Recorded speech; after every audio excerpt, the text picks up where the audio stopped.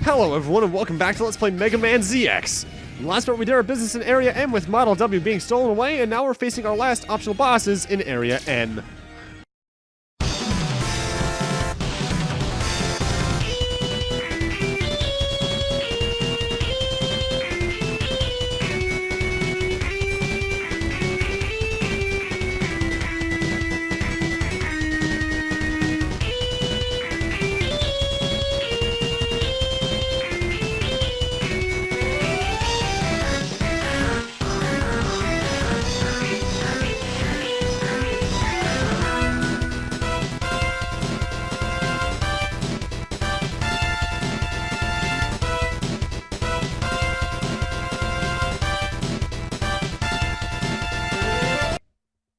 Again, doing those fights is entirely optional. I'll later them, but I just like doing them because it's a nice little nostalgia trip. But our major reason for coming into this room is over here. This only shows up when you defeat Omega. And, it's weird looking to say the least. It actually looks like an Omega itself. A mysterious rock. Now, that actually does something. That is your main reward for fighting Omega. However, you actually cannot use it for its purpose until after you've beaten the game. So, admittedly, it is a recommendable thing to actually wait to do this until after you beat the game because of that. However, thankfully, we have the power of editing at our side because once I put through this door... Oh, hey look, we've beaten the game. I just recorded this little thing after I actually managed to finish the storyline just so I could show off what we got there. Let's talk to Flav. Hail! I have excellent news about the strange stone you found in Area N1. I think I may have figured something out. Could I have a look? Okay, here. Hold on. This turned out to be a very special variety of biometal. It has a very funny glow to it, but you should be able to use it to transform. And we can now use Model OX. What is Model OX? Well, let's take a look at it in the quick menu. It looks kind of reddish. Oh my god, we're Omega. And Omega, not only is just a sprite difference, he controls exactly like Zero does in Zero's, well, 1 through 4. Which, mind you, isn't too different from ZX, but it's pretty cool. And then you realize he has an overdrive. And when you're in overdrive mode, you accidentally talk to Flav and enter the database option when you didn't mean to do that at all. But no, on an actual note, when you're in overdrive mode, Omega's damage output is ridiculous. He has elemental attacks he didn't have otherwise by pressing up or down and depending on where you are, and all his buster shots are automatically charged shots. He is ridiculous. It's a really cool reward for going after Omega after you beat the game. And admittedly, it does make fighting the bosses really fun, but overall, it doesn't do too much. Cool little reward, but let's get back to the main game, shall we?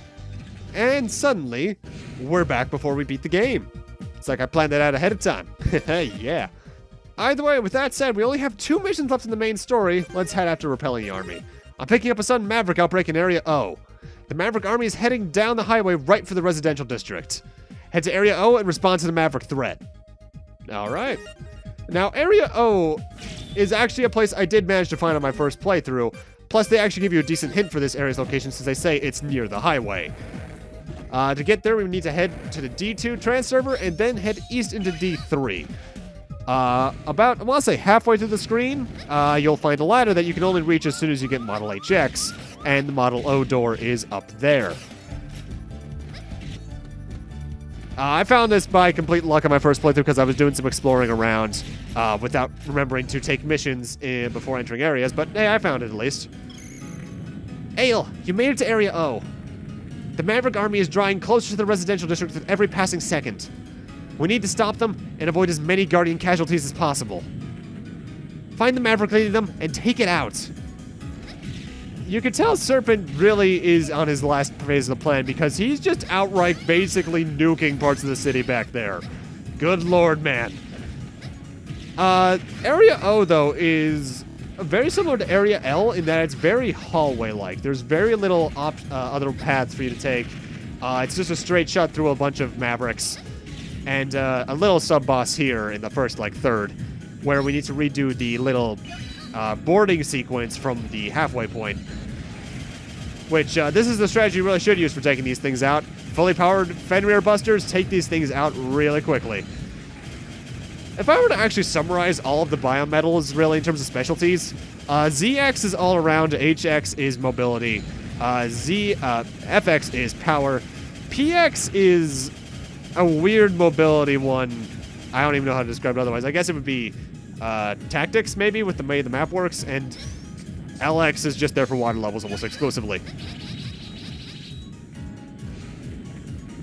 Which, admittedly, is something I do really think ZX Advent did better with, rather, is that almost all of the transformations in that game have some amount of use over this game, where Model H and FX get a lot of use, LX gets used a little bit, and PX is almost entirely ignored. Which, to some people, might be the way they think it should be because of how little screen time Phantom really got in the original series, in the Zero series, rather. But, Also, here's something weird. Area O has a yellow trans server in the middle of it for some reason. I don't get why. If anything, this is where the red one from Area H should have been, because then you could have actually transported out of Area H, making that place a lot more tolerable. I suppose they also could have put it at the end of Model J, too, though. Either way, in a better location. The red trans server should have been handled differently. I also want to say that Area O is one of the only two areas in the game that has multiple sub-bosses, because the only other one I can think of is Area I with Drapion and Stefinx, whereas now we got a weird sort of refight against those tentacle things from Area J. This is one of the very few places I actually recommend using the shard slashes against normal boss fights, because for some reason, even though I relied on the shard slash a lot with the elemental chips in the Zero series, in ZX, at least ZX1, it's not as useful, probably because you can do about as much damage with the ZX Buster in a shorter charge period. Mind you, it helps that to me as well. I'm a lot more comfortable with the main control scheme for ZX now, where R is the sub-weapon instead of switching the sub-weapon, which is what I did all the time back in the Zero series, obviously. I don't know why. Maybe it's just because the Game Boy Advance was hard for me to hold and use the R button as a sub-weapon. Either way.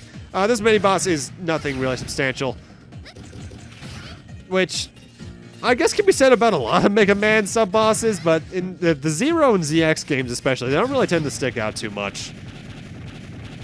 Like, you can remember a lot of the ones in the Classic or the X series if there was one. Like, I distinctly remember those hippos in Ringman stage in 4. But, Also, this place is very much on fire. In fact, I'm getting Area G flashbacks. We are at the end of the stage, though, so prepare for the boss fight. Surprise, surprise. You two are the ones behind all this, Pandora and Prometheus.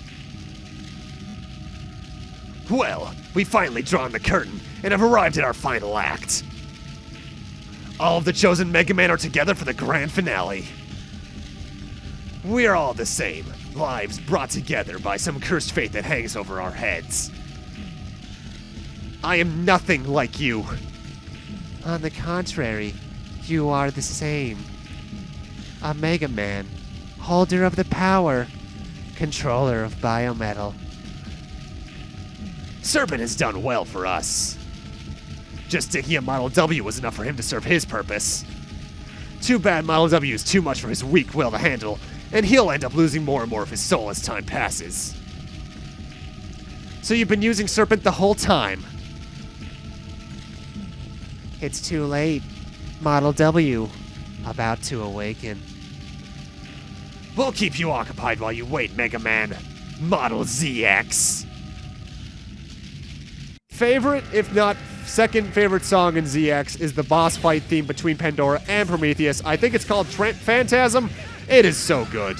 And this is also, I was actually wrong about Omega. There are 3 bosses in this game that have 3 health bars because they obviously have 3 health bars combined. And more or less, Prometheus and Pandora work together in tandem, yes, but they're almost the exact fight patterns they had before.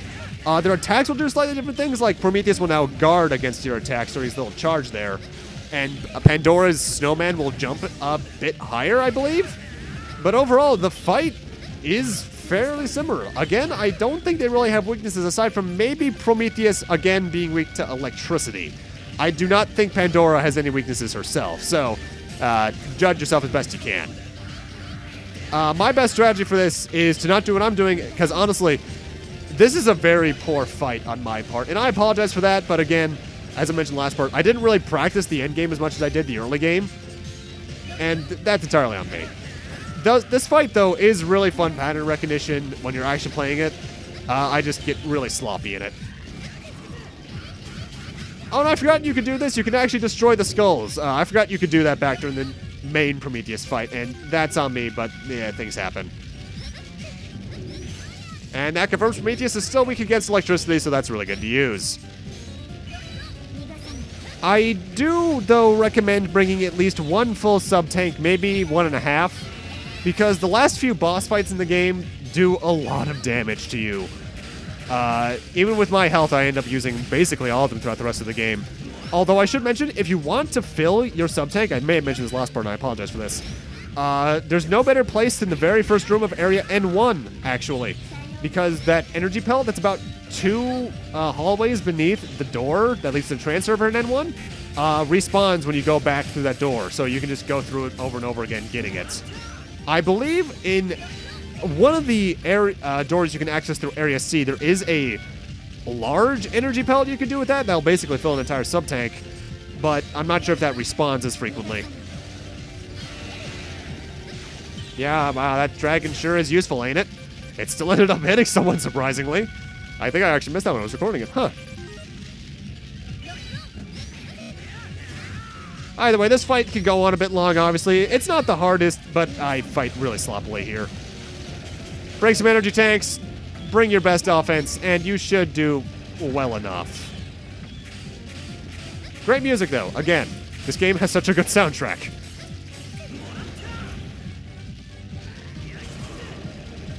And that's it. What are you trying to accomplish? And why do I have to be involved in all of this? It is destiny. Megaman must fight until only one remains. If you want to know the truth, you'll have to fight. You, Serpent, us. We're all just pawns on the great board. His board. The Maverick activity is finally subsiding. You must have taken out their leader. This fight is far from over. Have you managed to narrow down Model W's location? I'm sorry, we're going to need a little more time on that. Ale, come back to Guardian HQ while we try to find it.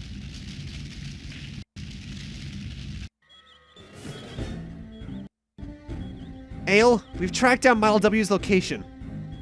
It's in the tallest building right in the center of the country. Slither Incorporated's head office. I'm detecting a huge concentration of energy amassing within the building. Something big is about to happen. It's going to be dangerous. It probably will be, but I don't have much choice now. Ale, I know it's a little late for this, but I'm sorry that I didn't tell you about Jiro and his mission to watch over you. Please believe me when I say we didn't want to deceive you.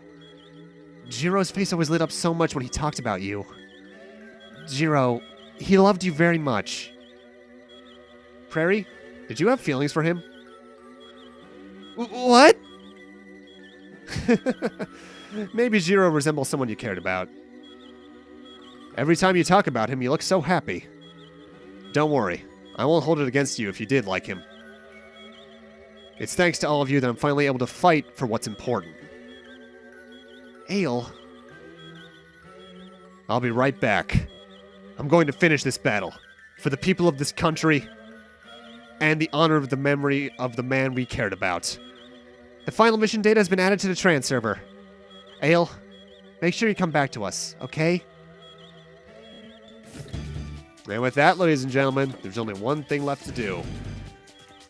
We need to head on over to Slither Incorporated's head office, which you might think we've only ever seen in the background, but actually has been in a stage before. Let's go into mission requests real quick. Destroy Model W. There's a biometal signature coming from Slytherin Incorporated's head office in Area D. It's Model W. Go to Slytherin Incorporated's head office and destroy it. Alright. But with that, I'm going to need to end this off here. Thank you guys for watching, and in part 13, we're taking this fight right to Slytherin Incorporated, and hopefully taking down Serpent and Model W in the process. See you guys then.